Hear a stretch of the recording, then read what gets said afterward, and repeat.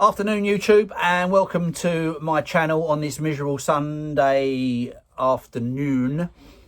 This video titled bore scoring 996, 997. When is it time to get a scope?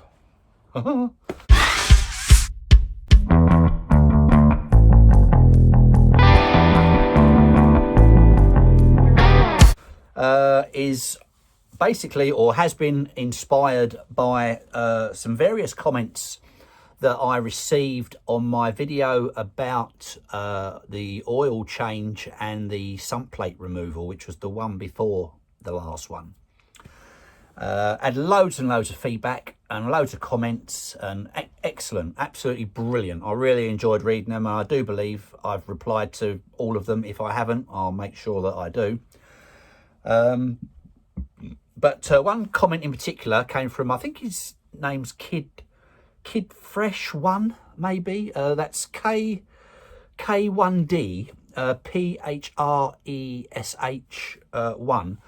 But I contacted him, and his name is, or we now know his name to be Marcus, and said to him that I was going to be making a bit of a video based on some of the comments that he'd made. And I wonder whether he's like, oh my God, what's it going to be about? Like, you know, but it's all good, Marcus, it's all good. We discussed lots of different things and aspects of where I was with the car and what we were doing. But one of the things that kind of resonated with me, and still has to this day, was that he wrote about why not consider a bore scope, as I've got the sump plate off. And my first thoughts, I might have been a bit quick. Actually, I don't think I replied to it straight away, because I thought, that's a stupid question. Why would I want to do a bore scope because I've got the sump plate off? My first thoughts were, I didn't believe that bore scopes were carried out via the sump anyway. I always thought they were carried out via the spark plug ports. Now, and I still don't know any different as far as that's concerned. Now, it's quite possible that you can indeed access the lower crank, maybe via the sump plate, possibly. It makes sense. Most engines you would be able to do that. You can't see a great deal up there with the sump plate off anyway, but there is access. I'm sure you can get something up there if you really wanted to. But I kept thinking to myself, I don't really need to. And the trouble is, you know, bore scoring and the 996 and the 997 are, you know, it's a lot of it, not all of it, but a lot of it, you can overthink it and get overly concerned and worried about it.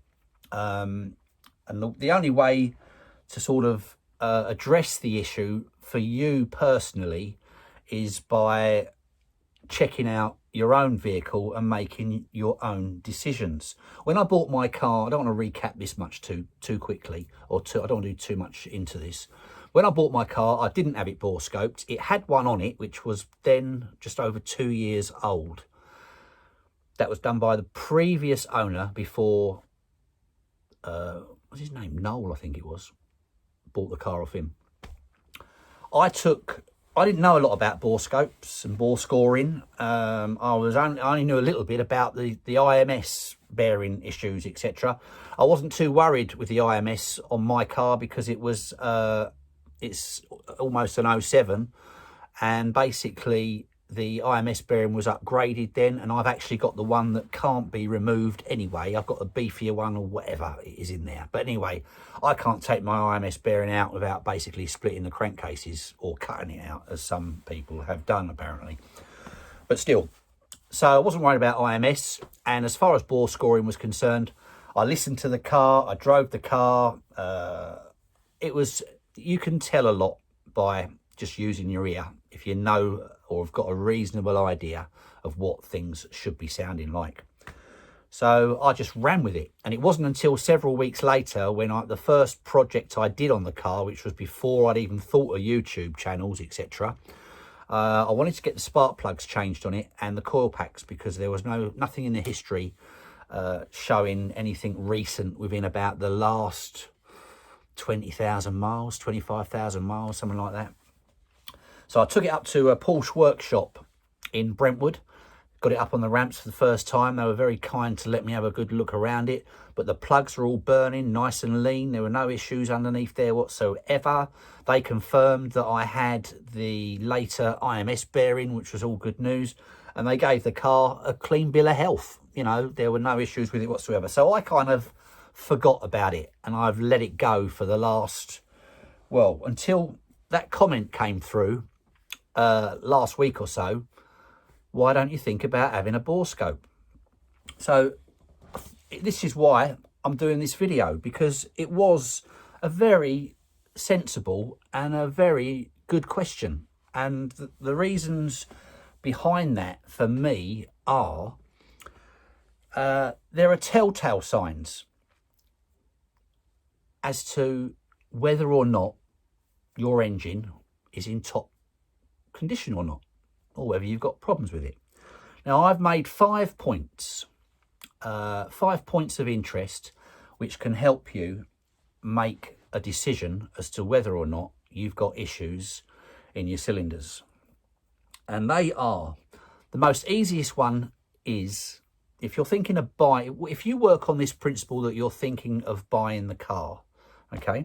The first one for me would be the one that everyone knows about, the sooty tailpipes. Now, it's generally the one standing behind the car. It's generally the one on the left, which is coming from the right-hand bank, because your pipes cross over. Nice diagram, not bad. Okay. Yeah, so it's normally your left-hand tailpipe. And indeed, smoky exhausts as well. Now, if you run your finger around the inside of your tailpipes and have a look, and if they're very, very black and sooty, that is an indication of excessive wear and tear in your cylinders.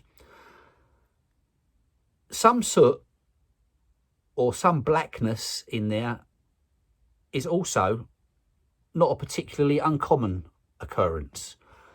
Depending on how the engine's recently been driven. You know, if you drive a car up and down a motorway for half an hour or whatever, the exhaust is going to run about as clean as it's ever going to run. Whereas if it's been down the shops a couple of times and popped round to Auntie Marge's for a lunch and parked up and then ran down the shops last Monday, there's an issue that the pipe, there's more than likely that pipe is going to be a little bit dirtier, because the engine hasn't reached temperature maybe. It hasn't got to run at its optimum efficiency. So tailpipes. And if you're worried about those, wipe them out and run the car and then check them again. Another thing to look for on your tailpipes as well is the actual stainless steel bits, the chrome bits. Look for excessive signs of cleaning or polishing. The previous owner or the current owner, if that is an issue with them or with that car, they'll be cleaning and polishing the tail tips rather a lot. And if they are super clean in there, that indicates they might have recently been wiped out before you've had a look at them. So just bear that in mind. The other thing as well is going to be excessive engine noise. Now, we all know, or we've probably all heard about the ticking noise that can occur with these engines. And generally, it's around the rear wheels. If you put your head down, you can hear it. Again, it's generally the right-hand bank that goes first or is the most susceptible to bore scoring. So that would be your left-hand tailpipe, but your right-hand bank. Have a listen to those noises. You know, the ticking noises can be one of many things that aren't that awful. You could have, if the car's been standing for a little while, you can get significant drain down. Your tensioners on your chains could still be picking up oil. You haven't got full oil circulation. Hydraulic lifters is another one which can produce a ticking noise. Generally, you know, a lot of it's just wear and tear. It doesn't mean they've had it, but after a period of time, they can lose a little drop of oil. But if you've got seals leaking and stuff like that, that would encourage possibly a bit of smoke on startup. So it's always worth, on a cold startup, maybe sticking a video camera out there or getting someone else to watch it, or let them start it while you watch it, maybe. Anyway, I'm digressing. So look out for excessive engine noise, but again, they all tick a little bit. That's the way they are. They're a very high performance engine, and they're not designed to idle, and they make a lot more noise idling than they do when they're actually running at their optimum revs. Number 3, oil consumption. The handbook, or my handbook, says basically to expect consumption of around 0.7 quarts per 1,000 miles, which is about, it's just shy of a litre, 0.95, something like that, of a litre of oil per 1,000 miles. I can tell you that last year when I did, for example, Scotland, I did an 1,800 mile round trip, and I didn't put any oil in the car at all. I went from the full marker down to, I was on the proper full. You know, you've got those little Arab pointers. I was up there, and I dropped down 1 after shy of 2,000 miles. I then went on to do a little bit of running around up until sort of like November last year, and I took the car off the road, and I still didn't put any oil in the car. I would say across the year in total, I probably did around 5,500 miles in the car last year. Half of that mileage will have been local mileage. The other mileage was Cornwall and Scotland. And I probably topped up in total with 1 litre. And I know that because when I do an oil change, I've generally got enough left in that bottle to fill up a litre bottle to keep in the frunk as a spare. And I used that up. This year's going to be different, or it was different, should I say, because of my additive left me with more oil. But so I don't consider that I'm using excessive oil. The oil also would be, you know, how much oil you burn is going to relate to how you drive the car. So it's swings and roundabouts, but basically, as far as I'm concerned, my oil consumption is well within the parameters, which is good. Oil condition, right, which is probably one of the most important things for me. When I drain the oil out, it comes out and you can see daylight through it. It's like a caramel colour. And that is a very good sign of good quality oil still coming out of your car.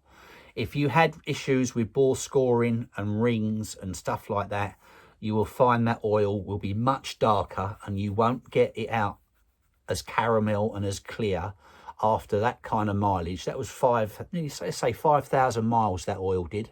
Maybe a little bit more, but nevertheless, and it was used. It did get a bit of a ragging around Scotland, don't get me wrong, not in Cornwall so much, but you know, we had a lot of fun up there.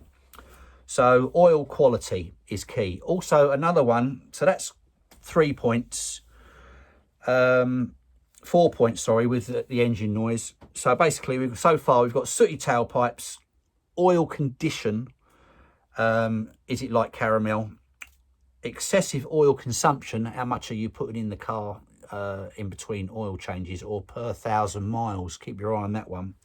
Excessive engine noise when starting up, the ticking noise, don't be paranoid about it. They all tick to a certain degree, okay? And then the final one for me is the debris in the oil filter. Now, I make a point, I have the old paper cartridge filter.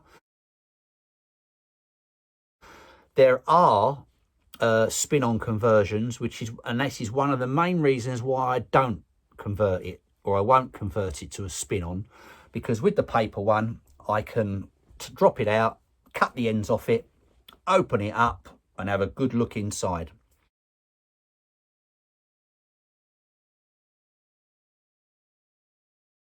Now, my one, I think you might have seen from the video, again, nothing in there whatsoever, all nice and clean. The other thing for me on this occasion was, because I dropped the sump, having a look around that sump, and someone commented on how clean my sump was. Can't think who it was right now, but he said your sump was absolutely mint when you dropped the oil out of it.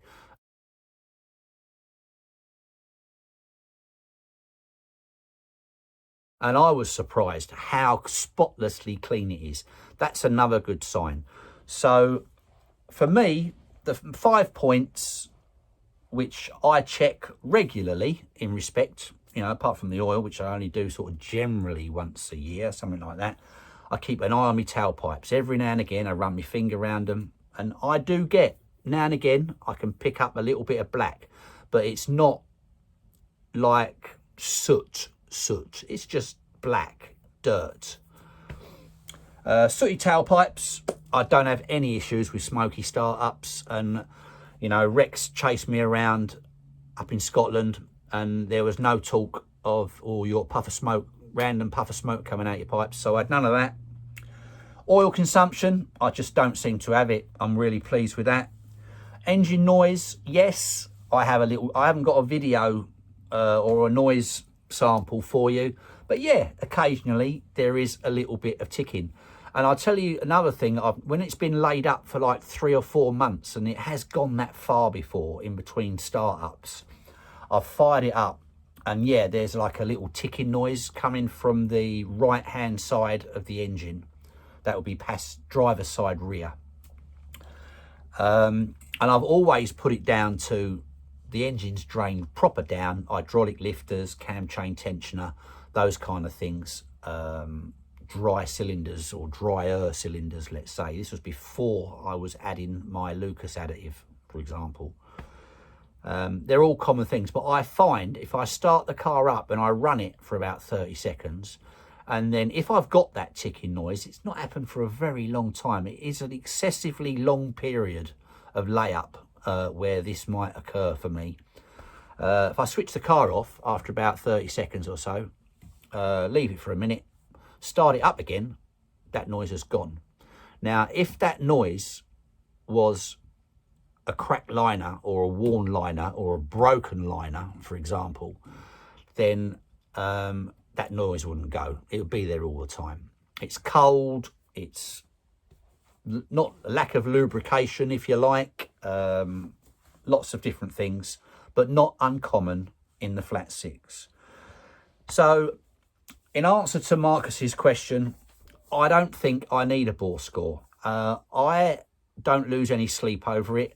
When I first started reading about it, you know, yes, I'm like, oh my God, you know, I don't want to use the car, I might break it or whatever. You know, you can become paranoid about it. And I'm not dissing the fact that it is quite a serious occurrence with some of these cars.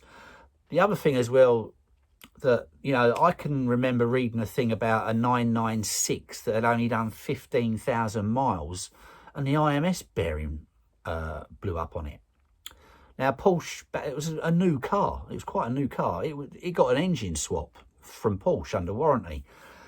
And they say, and I think there's a lot of truth in this, that the high milers and the cars that actually physically get used and, you know, driven up and down motorways more often than not and aren't being used to go around the town to pick up granny from a knitting club, the cars that have done the work and that are driven the way the car was designed to be driven seem to suffer far less, if any at all, in terms of issues with bore scoring or mechanical problems like that. It's the low milers that, you know, hardly come out of the garage for most of the year, like mine, that seem to have those problems. So, and I think I've mentioned this before, that the 996 and the 997, those engines are designed to rev very highly, and they're at their optimum balance when they are up in that rev band. I'd say 4 plus, something like that. Say 3.5 plus. If we're driving our cars around at 20, 30 miles an hour around town, you know, we all know in 5th, 6th gear, that's like 1,000 RPM, 1,200 RPM. It's not, the engine is at its least balanced and happiest at those revs. Hence that the issues with the bearing pressure, the stresses and strains on all the mechanical parts are far greater than when the car's doing 60, 70 miles an hour, or alternatively, the rev band's up a little bit higher. It's smoother, it's easier on the engine, less damage is going to be caused. They're my thoughts on how or why these engines get destroyed. And that's sort of my thing, really, basically. So I'm going to say thanks to Marcus for your comment, because it really has made a difference and made me think about what I was doing and why I wouldn't have considered that. But like I say, I don't consider to have those issues. If you keep your eyes open for those faults occurring on your car, don't be paranoid about engine noise, because they make noises and it's not the be all and end all. It could be something, it could be more than likely nothing. So just look out for those sooty tailpipes, change your oil regularly, inspect your oil filters most importantly. I imagine if you really wanted to if you had a spin-on conversion, you could cut the end off it and open it up, but that's going to be a messy job and you're going to end up with fragments of metal there anyway, so perhaps not a good idea. Cleanliness is the most important thing, and if your engine bay or your engine sump area is nice and clean and shiny, there's no grit or debris in there, you're not finding any signs. If you've got a magnetic sump plug, there's nothing attached to it, then you haven't got any problems to worry about.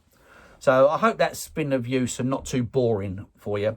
I will be cracking on very shortly with the replacement of the filter and cleaning of the sump plate and the replacement that end of the oil, etc., and all those bits and bobs. We'll get that done in the next few days, and of course the wheels have got to be prepped a little bit before they can go on the car. But that's my thoughts on bore scoring and bore scopes and stuff like that. Will I get a bore scope in the future? Possibly. I might actually buy one so I can do my own, because that would be very curious.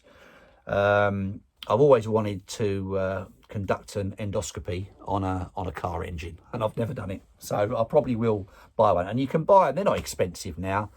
I can easily buy one and possibly have a little look just to satisfy my curiosity and maybe prove myself right or wrong. But for now, I think she's in top nick, and I hope your car is too. Keep up the work that you're doing on it. I know I had some comments from, I think, who do we have? Oh yeah, Tom Wilkin. Just say a quick hi to Tom. He thinks that my exhausts sound better or louder than OEM. I honestly don't know whether they do or not. They sound nice. I like them, because he raised a point and said to me, you know, what exhaust conversion had I done in the car in the past? And I said to him, all I changed was the headers. Now, they were supposed to be, they weren't original replacements, but they were supposed to be the OEM replacements via Design 911. The only thing I'll say that was different about the headers were they were much better flowed. The 3-into-1 actually flowed in, whereas the old style or the original headers were a little bit chunkier. And you can imagine the gases not being able to get out quite as quick as they can right now. But that's the only change. I wanted it to be standard. I've always loved the noise it makes, so I didn't particularly want to change it. Mike Frankie has said that he always wanted to take his sump off. Well, go for it, Mike, because it's no big deal. You've got 13 bolts holding it on. Just be careful. We have that little bit of extra oil lining the sump because of the reservoir in the centre. Be wary of that, and it won't end up all over your floor like it did mine. And that's it, basically. And I think he was telling me that he was using Miller's oil. He asked me what oil I was putting in my car. I'm going to be putting, this time around, the Mobile 1 again, just to use up the last of it. But I will probably stick with the Lucas additive as well for this time. But apparently he's using Miller's 1050, I believe, which is interesting. I've not looked at 1050. I will do. I don't know what kind of viscosity I'm creating with my Mobile 1 040 and my 2 litres of Lucas that I'm putting in. Probably going to be around that. I don't want it any thicker than that, because obviously, you know, I want some lacing of the parts on cool down, but I also don't want a solid clump of treacle in my sump that the pickup just can't get hold of quick enough when you're firing up from cold. So the balance is, you know, needs to be fine. And that's pretty much it. Oh, Dan's McShane, say hi to you from Paisley in Scotland. Thanks for all your comments, mate. Always welcome. Thanks for watching, YouTube peoples, and I'll be back shortly with the other videos. But as far as bore scoring is concerned, my opinion is, if it sounds okay, it's not smoking, your oil's coming out all right, it's probably okay. Don't fret about it. Bye for now.